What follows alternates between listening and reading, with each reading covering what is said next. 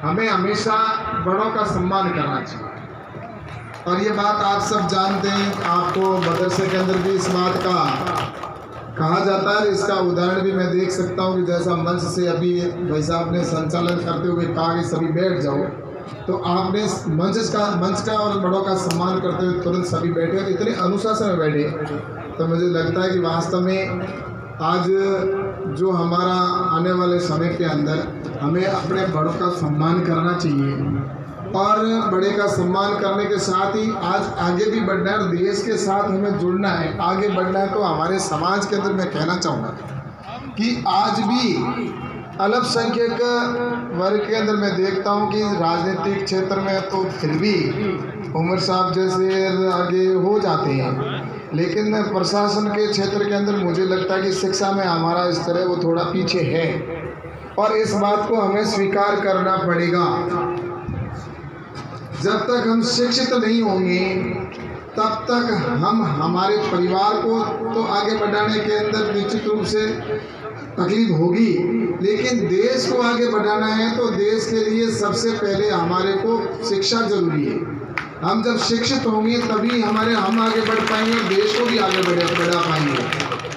आपको मैं ये कहना चाहता हूँ कि हमारे जो मदरसे हैं उनमें शिक्षा होती है, लेकिन शिक्षा मदरसा के साथ साथ सरकारी विद्यालय की जो स्कूल की शिक्षा है उसको भी हमें पढ़ना चाहिए।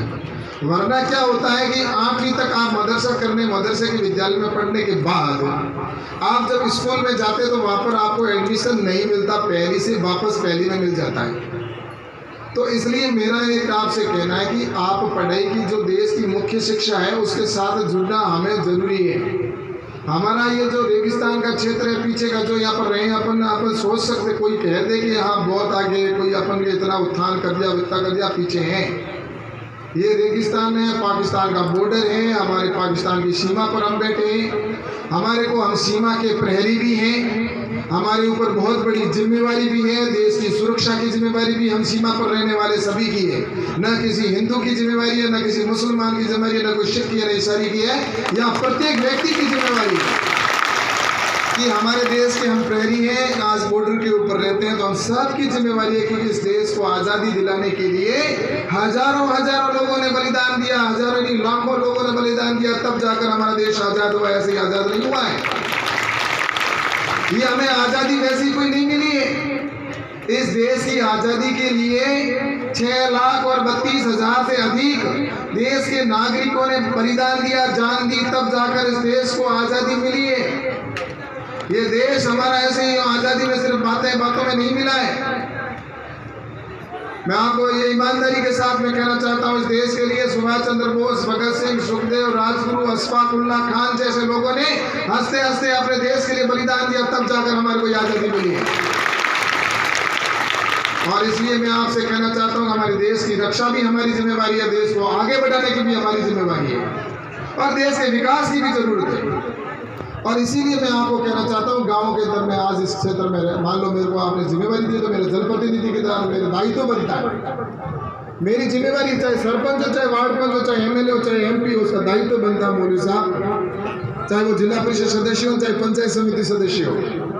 अपने हक के लिए, अपने क्षेत्र के लिए जहाँ भी संघर्ष करना है, जहाँ भी अपने उचित स्थान पर बात रखनी है, तो बुलंद आवाज के साथ रखनी चाहिए। ये जनप्रतिनिधि का धर्म है।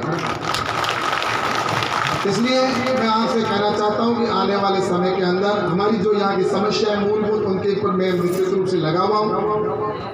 मैं आपको बताऊं कि आज जैसा कि प्रधानमंत्री माननीय नरेंद्र मोदी जी की जो भी स्कीम है वो सबके लिए बनती है, स्वीकार करना पड़ेगा। पहले जो स्कीमें बनती थी उसमें और अब में बहुत फर्क है। आज जो भी स्कीम बनती है वो सबके लिए। लाइट बन रही है, मोदी साहब अपन लड़ते थे लाइट के लिए कि हमारे लाइट नहीं है, एप्लीकेशन की लाइटों की ज़्यादा देते थे, गांव में लाइट नहीं पहुंची, ये नहीं, हम कहते पहुंच गई, ये कहते नहीं पहुंची, क्योंकि कई बार कभी ये कहते पहुंच गई, हम विपक्ष अभी सत्ता, यही खेल चलता था।